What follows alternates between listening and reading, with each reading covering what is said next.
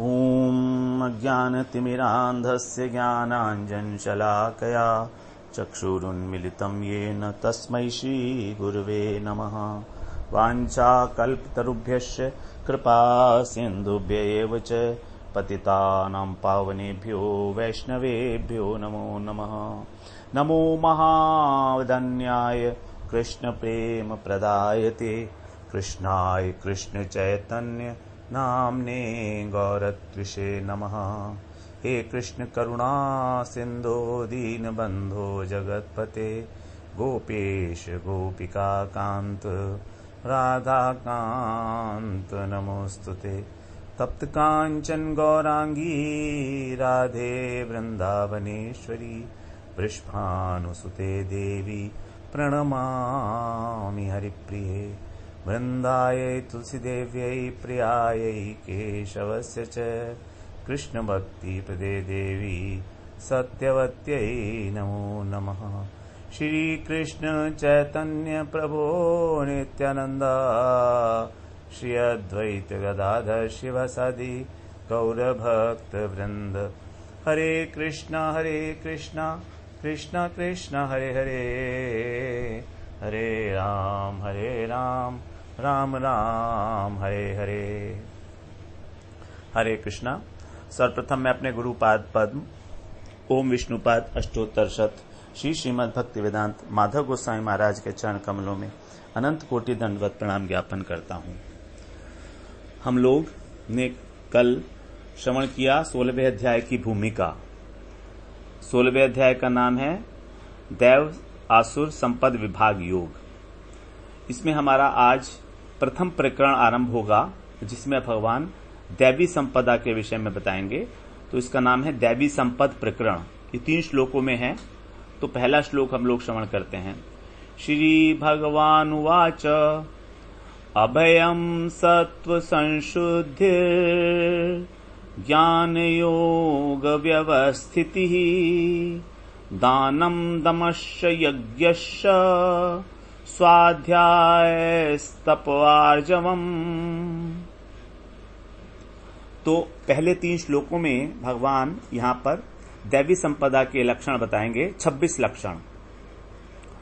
तो पहले श्लोक में भगवान ने भाव संबंधी लक्षण बताए हैं, दूसरे श्लोक में आचरण संबंधी और तीसरे श्लोक में प्रभाव से संबंधित जो लक्षण है उसको बताया जाएगा। तो भाव, आचरण और प्रभाव।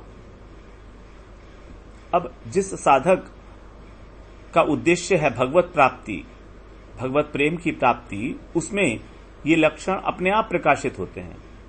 ऐसा नहीं है कि हम इन लक्षणों को, इन गुणों को धारण करने के लिए कोई विशेष प्रकार का प्रयत्न कर रहे हैं, ऐसा नहीं है। जो भजन कर रहा है, साधन कर रहा है गुरु अनुगत्य में, वैष्णवों के अनुगत्य में, तो ये लक्षण अपने आप से प्रकाशित होते हैं। वास्तव में प्रत्येक व्यक्ति के हृदय में ये लक्षण हैं, लेकिन वो ढके हुए हैं, आवृत हैं। उसके ऊपर एक मैल जम गई है, कालुष्य जम गया है।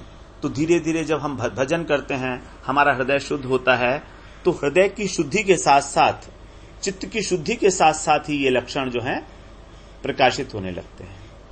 तो कह रहे हैं सबसे पहले अभयम सत्व संशुद्धि। अभयम, भय का सर्वथा अभाव। सत्व संशुद्धि, सत्व का अर्थ होता है अंतःकरण, अर्थात हमारा मन, बुद्धि, अहंकार और चित्त, जिसमें 4 वृत्तियां पाई जाती हैं, इसको बोला जाता है अंतःकरण चतुष्टय। तो इसी को कहा जाता है सत्व। सत्व संशुद्धि। संशुद्धि का मतलब हो गया सम्यक रूपेण शुद्धि, तो अंतःकरण की अत्यंत शुद्धि। फिर ज्ञान योग व्यवस्थिति, ज्ञान के उपाय में निष्ठा हमारी, कि किस प्रकार से तत्व ज्ञान के द्वारा भगवत प्राप्ति हो सकती है, हम भगवान के से युक्त हो सकते हैं। इस भाव में, इस तत्व ज्ञान में अच्छी प्रकार से स्थित हो जाना, व्यवस्थिति। तो 3 बातें हुई, अभयम, सत्व संशुद्धि और ज्ञान योग व्यवस्थिति। फिर आगे कह रहे हैं दान। तो यहां पर जो दान की बात की गई है, सात्विक दान। दमश्च, दम का मतलब होता है इंद्रियों का दमन, बाह्य इंद्रियों का। अंतर इंद्रियों के विषय में भगवान बताए पहले, सत्व संशुद्धि, अंतःकरण। अंतःकरण जो है हमारा, वो अंतर इंद्रिय है, दिखाई नहीं देती हैं, मन बुद्धि अहंकार और चित्त। लेकिन जो बाहरी इंद्रियां हैं हमारी, पंच ज्ञानेन्द्रियां, पंच कर्मेंद्रियां, ये दिखाई देती हैं, तो इसको कहते हैं बाह्य इंद्रियां। तो बाह्य इंद्रियों को वश में करना, संयम, इसको कहा जाता है दम। यज्ञ, तो यज्ञ करना, कर्तव्य कर्म ही वास्तव में यज्ञ है। स्वाध्याय, शास्त्रों का मनन चिंतन करना।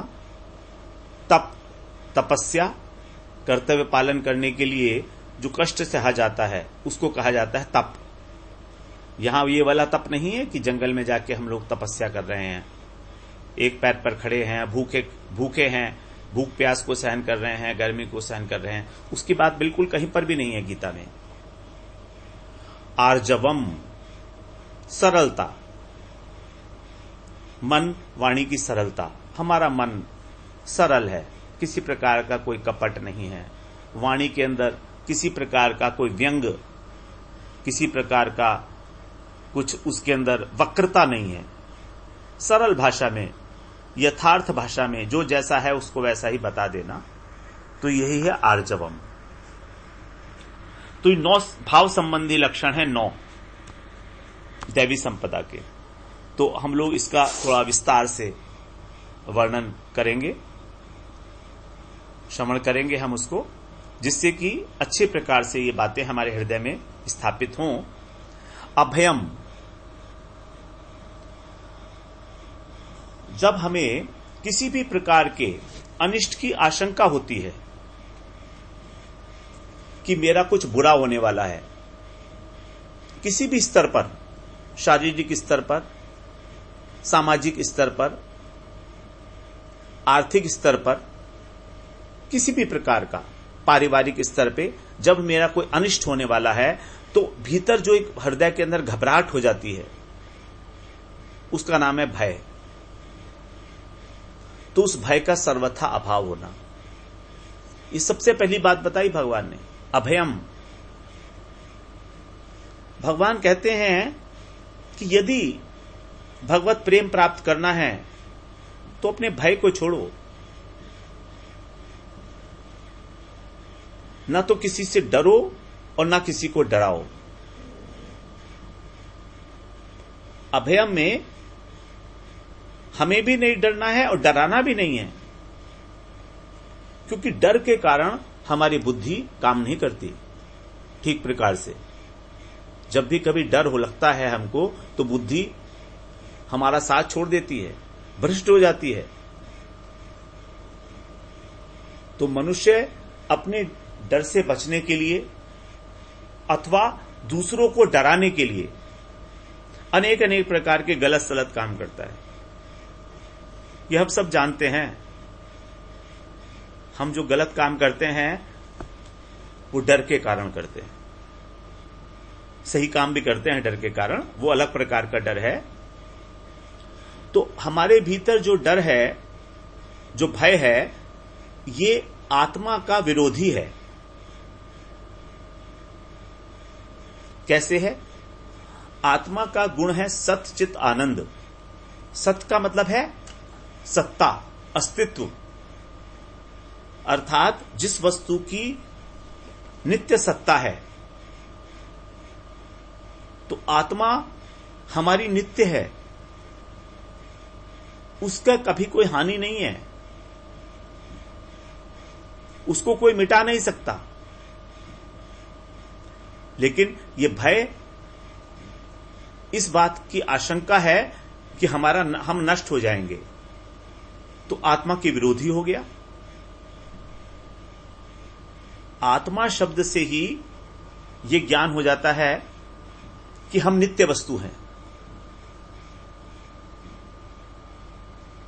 लेकिन हमें जो अपने अनिष्ट होने का डर है, हमें अपने न होने का जो डर है, वो शरीर को लेकर है। इसका मतलब यह हुआ कि जब तक हम अपने को शरीर मानते हैं हमारे अंदर डर रहेगा, भय रहेगा, क्योंकि शरीर द्वितीय वस्तु है। तो शरीर में आसक्ति होने के कारण हमको भय होता है। भय का एकमात्र यही कारण है।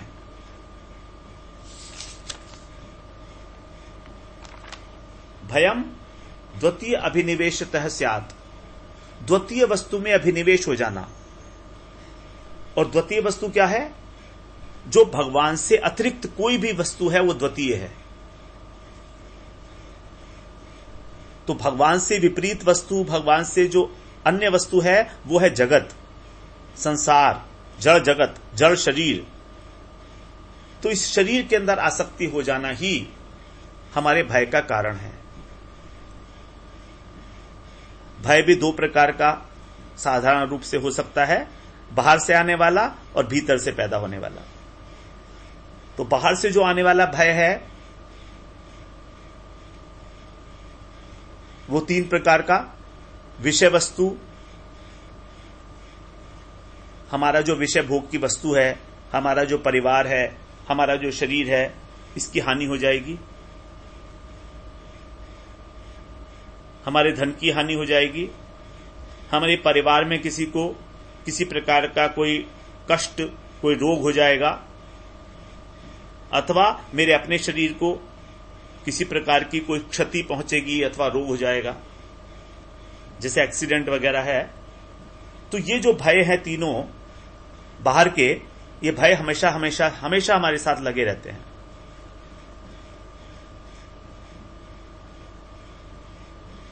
और इसका कारण है शरीर में आसक्ति। तो जब तक हमें यह अनुभव नहीं होगा कि हम इस शरीर से अलग एक वस्तु हैं, आत्म वस्तु हैं, शरीर की पृथकता का अनुभव न होने के कारण हमेशा हमें यह भय लगा रहेगा।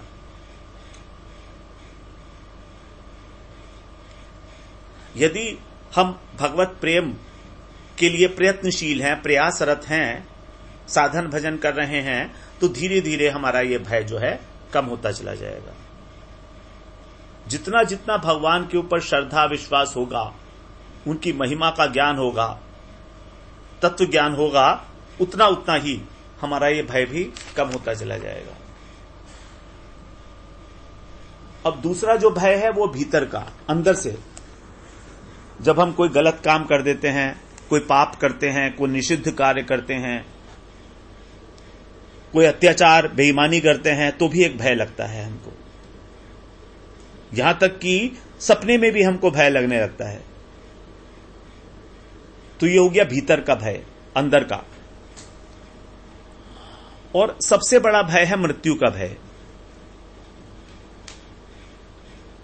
सबसे बड़ा भय, हम मृत्यु से बहुत डरते हैं। और ये जो मृत्यु का भय है, चाहे आप इस बात को स्वीकार करें या ना करें, लेकिन सब लोगों को स्वीकार करना ही पड़ेगा, क्योंकि ये साक्षात इसी समय में हम लोग अपने जीवन में देख चुके हैं। ये जो अभी कोरोना टाइप का आया, तो उसकी वजह से हम लोग सब डरे हुए थे, अपने अपने घरों में बैठे थे, मास्क लगाकर बैठे थे। मृत्यु का ही तो भय था ये सबको। अपना सब बिजनेस वगैरह बंद करके, व्यापार बंद करके, तो मृत्यु के भय ने हमको घर बिठा दिया। कितना बड़ा भय है ये। तो भगवान की भक्ति का अगर आश्रय लिया जाएगा, तभी इस सब प्रकार के जो भय हैं इनसे हमें मुक्ति मिल सकती है। भगवान सब प्रकार के भय का हरण करने वाले हैं, इसीलिए तो उनके भक्त निर्भय होकर विचरण करते हैं।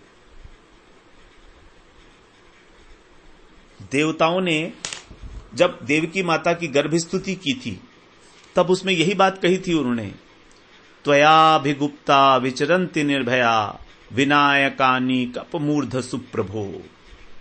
हे प्रभु, आपके जो भक्त हैं वो आपके द्वारा रक्षा किए गए हैं। त्वया अभिगुप्ता, अभिगुप्ता मतलब आप उनके रक्षक हैं।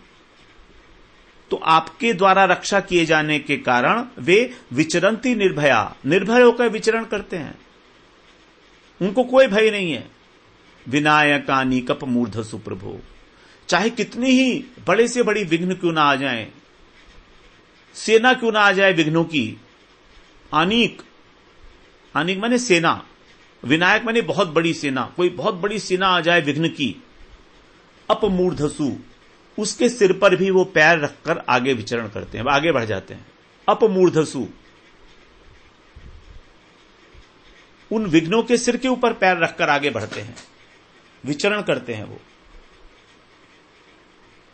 ये कहां से आया उनके अंदर बल? क्योंकि उनकी रक्षा तो आप स्वयं करते हैं। त्वयाभिगुप्ता विचरंती निर्भया। आप देखिए वृंदावन में कितने लोगों ने मास्क लगाया? बहुत कम, कुछ समय के लिए ही, क्योंकि यहां पर बहुत कम है भय। सब लोग भगवान का भजन कर रहे हैं, बहुत विश्वास है सबको भगवान के ऊपर। हम ये नहीं कह रहे हैं कि हमें जो नियम कानून है उसका उल्लंघन करना चाहिए, ऐसा नहीं है, लेकिन अंदर से जो भय है वो बहुत कम था यहां पर, क्योंकि भगवान ही एकमात्र बल हैं और कोई बल नहीं है। 4 प्रकार के बल जो बताए गए, अपबल, तपबल, बाहुबल, चौथे हैं बल राम। ये राम जो है, राम का नाम ही जो है, भगवान का नाम सबसे बड़ा बल है। तो हमें विश्लेषण करना चाहिए जीवन में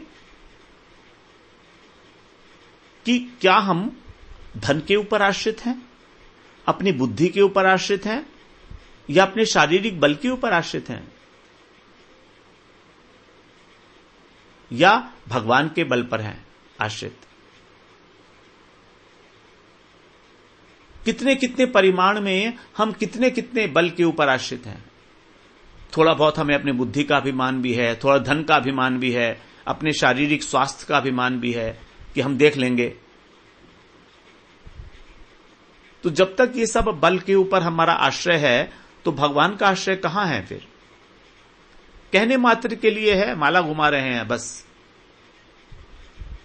भगवान का तो थोड़ा सा आश्रय, थोड़ा सा भगवान का आश्रय लेकर थोड़े सा प्रयत्न करना भी इस मृत्यु रूपी महान भय से हमारी रक्षा करता है। दूसरे अध्याय में भगवान ने बात कही, स्वल्पम अपस्य धर्मस्य त्रायते महतो भयात। हमारा महत भय, मृत्यु का भय, उससे हमारा त्राण कर देता है। स्वल्पम अपस्य धर्मस्य नेहा विक्रमा नाशो अस्ति प्रत्यवायो न विद्यते। 40वां श्लोक दूसरे अध्याय का। छोटा सा अभिक्रम, एक छोटा सा कदम भगवान की ओर। अभिक्रम केवल आरंभ मात्र। कर्म का अर्थ होता है कदम, अभि का मतलब होता है सबसे पहला कदम, प्रारंभ मात्र। तो प्रारंभ मात्र ही भगवान की भक्ति के अंदर केवल इनिशिएट हो जाना, स्टार्ट करना ही हमारी मृत्यु रूपी महान भय से रक्षा कर लेता है। इसीलिए भगवान के शरणागत भक्त निर्भय होते हैं। उन्हें विश्वास होता है कि वही मेरे रक्षक हैं, वही मेरे पालक हैं। शरणागति का जो 6 लक्षण हैं, उसमें से जो स्वरूप लक्षण है वो यही है, रक्षयतीति विश्वासो, रक्षयतीति विश्वासो, कि वो मेरा रक्षा करेंगे, ऐसा विश्वास।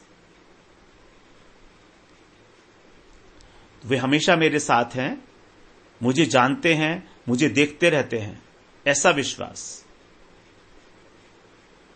भक्त चाहे कहीं भी रहे, घर में रहे, जंगल में रहे, ऑफिस में रहे, काम पर रहे, अपने कहीं पर, उसे भय नहीं लगता। अनेकों अनेकों उदाहरण हैं, शास्त्रों में भरे पड़े हैं उदाहरण। प्रहलाद जी कहां डरे, मीराबाई कहां डरी, हरिदास ठाकुर कट्टर मुसलमानों के शासन के अंदर वो जब भगवान का नाम महामंत्र करते थे, हरे कृष्ण कृष्ण कृष्ण हरे हरे, हरे राम राम राम हरे हरे, 22 बाजारों के अंदर उनको कोड़ों से मारा गया, तो भी निर्भय हैं, प्रार्थना कर रहे हैं भगवान से, जो उनको मार रहा है उनके लिए।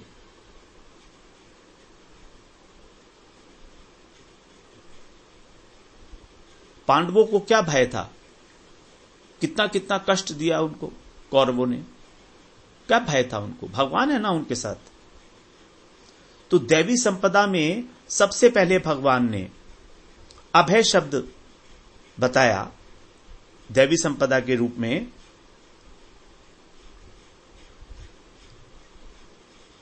इसका मतलब यह है कि 15वें अध्याय में जो भगवान ने अंत में बताया था, सर्वतो भावेन स सर्वविद भजति माम सर्वभावेन भारत, कि जो सर्वतो भावेन अर्थात पूर्ण शरणागति लेकर भगवान का भजन करता है वो अभय हो जाता है। वाल्मीकि रामायण में भगवान श्री राम ने कहा है, सक्लदेव प्रपन्नाय तवास्मीति च याचते अभयम सर्वभूतेभ्यो ददामि तत्व्रतम मम। कितनी सुंदर बात बताई है भगवान ने। सकृत एव प्रपन्नाय, जो एक बार, सकृत का मतलब होता है एक बार, केवल एक बार ही, एव प्रपन्नाय तवास्मि इति च याचते, एक बार मेरी शरणागत होकर और ये कह देता है कि मैं आपका हूं, तवास्मि, मैं आपका हूं, इस प्रकार की याचना करता है, प्रार्थना करता है, अभयम सर्वभूतेभ्यो ददामि एतत्व्रतम मम, मैं उसको सभी प्राणियों में अभय कर देता हूं। अभयम ददामि, उसको दे देता हूं मैं, अभय प्रदान करता हूं मैं, ये मेरा व्रत है। भगवान राम कह रहे हैं ये मेरा व्रत है। सबसे पहले भगवान हमारे भय का नाश करते हैं, सबसे पहले शरणागति की प्रथम अवस्था में ही भय का नाश करते हैं सबसे पहले।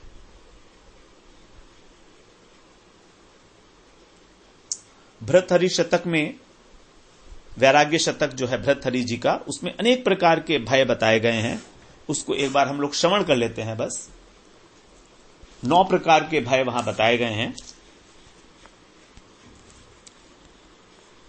जब हम संसार के भोग भोगते हैं तो उसमें रोग का भय है, भोग के अंदर रोग का भय। दूसरा है, अगर हमारा ऊंचे कुल में जन्म हुआ तो उस कुल की जो परंपरा है उससे पतन होने का भय। धन से, धन के अंदर राजा का भय, इनकम टैक्स वाले रेड ना मार दें। मान के अंदर दीनता का भय, बल के अंदर शत्रु का भय, रूप के अंदर बुढ़ापे का भय, कि भय बुढ़ापा आ गया तो मेरे रूप का क्या होगा, मेरे सौंदर्य का क्या होगा। शास्त्रों के अंदर वाद विवाद का भय, फंस जाते हैं हम शास्त्रों के अंदर भी वाद विवाद के चक्कर में। गुणों के अंदर दुर्जन का भय और शरीर में मृत्यु का भय। ये 9 प्रकार के भय उन्होंने बताए हैं भर्तहरि वैराग्य शतक में। तो इस संसार में मनुष्य के लिए सभी कुछ भयावह है, सब कुछ भय को देने वाला है। किसी ना किसी प्रकार से किन्हीं ना किन्हीं अंशों में हम लोगों का हृदय भय से व्याप्त है। तो ये बात हुई हमारी अभयम के विषय में। अब हम चर्चा करते हैं सत्व संशुद्धि। सत्व का अर्थ हम लोगों ने किया था अंतःकरण। जो सत्व की भावात्मक अवस्था है उसी का नाम है सत्व। तो अंतःकरण की सम्यक शुद्धि यही है सत्व संशुद्धि।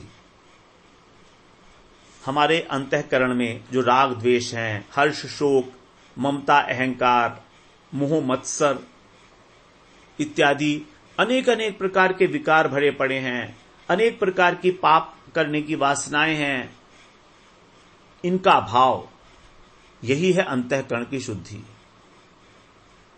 और ये 1 2 नहीं है, कूट कूट कर भरे हुए हैं हमारे अंतःकरण के अंदर, हमारे चित्त के अंदर जो एक मेमोरी हाउस है, अनंत अनंत जन्मों के जो संस्कार वहां पर दबे हुए पड़े हैं, उन संस्कारों के अंदर केवल यही बात है, वासनाएं भरी पड़ी हैं। तो ये हमें कैसे पता लगेगा कि हमारा अंतःकरण शुद्ध हुआ है कि नहीं हुआ है? इसकी एक पहचान है। ये पहचान है कि जब हमारे विचार नहीं, जब हमारे भाव, सबसे पहले भाव उठता है हृदय के अंदर, तो जब हमारे भाव, हमारे विचार और हमारा उद्देश्य एकमात्र भगवान है, तभी हम कह सकते हैं कि हमारा अंतःकरण शुद्ध है।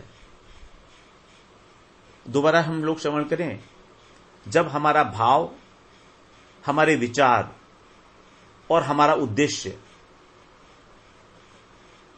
भगवान है, इसका मतलब है कि अब हमारा अंतःकरण शुद्ध है। अंतःकरण के अंदर 3 प्रकार के दोष बताए गए हैं, जिसकी चर्चा हम लोग पहले भी किए हैं। मल, विक्षेप और आवरण। मल जो है यह पाप वासना, पाप करने की प्रवृत्ति। ये जो अविद्या है, माया की जो अविद्या वृत्ति है,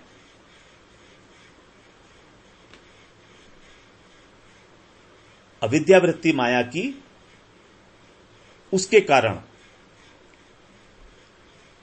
विक्षेप। विक्षेप का मतलब है शरीर को मानना, आत्मा, संसार को अपना मानना कि संसार मेरा है, शरीर मेरा है। ये रजोगुणी वृत्ति है। ये जो विक्षेपात्मिका वृत्ति है माया की, अविद्या की, उसी को कहते हैं विक्षेप। आवरणात्मिका, हमारे स्वरूप का आवृत हो जाना, ढक जाना। हम भूल गए हम कौन हैं, हम भगवान के नित्य दास हैं, इस बात को हम भूले हुए हैं। तो जो विस्मृति है, यही है आवरण। आवरण का मतलब ढकना। तो मल, विक्षेप और आवरण, ये 3 दोष हैं अंतःकरण के। तो 14वें अध्याय में हम लोगों ने श्रवण किया, प्रकृति के अंदर 3 गुण हैं, उनके क्या क्या स्वभाव है, उनका क्या स्वरूप है। उसके अनुसार ही हमें अपने अंतःकरण का निरीक्षण करना चाहिए कि हमारा कौन सा गुण कब बढ़ा हुआ है। क्योंकि हमारे मन में देखा होगा हमने कि कई बार एक ही समय में अनेक अनेक प्रकार के संकल्प विकल्प उठते हैं। एक संकल्प उठा, फिर उसके साथ साथ ही विकल्प हो गया, नहीं नहीं ऐसा करें तो ऐसे हो जाएगा। जैसे संध्या के समय एक मन कहता है कि चलो भगवान का भजन कर लेते हैं, थोड़ा जप करेंगे, थोड़ा कीर्तन करेंगे, कथा श्रवण करेंगे। एक मन ये कह रहा है। तभी दूसरा मन कहता है नहीं नहीं, ये तो रिलैक्सिंग का टाइम है, बहुत थक गए हैं सारे दिन का काम करके, चलो थोड़ा मनोरंजन हो जाए, सिनेमा देखने चलो। तीसरा मन कहता है नहीं नहीं, थकान बहुत हो गई है, अब सो जाते हैं। तो जो सात्विक, राजसिक और तामसिक वृत्तियां हैं, ये लगातार हमारे ऊपर अपना अपना आधिपत्य करके हमको अपने वश में कर लेती हैं। तो हमको इस प्रकार का एनालिसिस करना चाहिए कि अब किस गुण के अंदर हम लोग चल रहे हैं। जब हम इतने जागरूक होंगे, समझ जाएंगे, तब हम धीरे धीरे अपने मन की जो वृत्तियां हैं, संकल्प विकल्प हैं, उसको सात्विक बना सकते हैं, सात्विक दिशा की ओर मोड़ सकते हैं।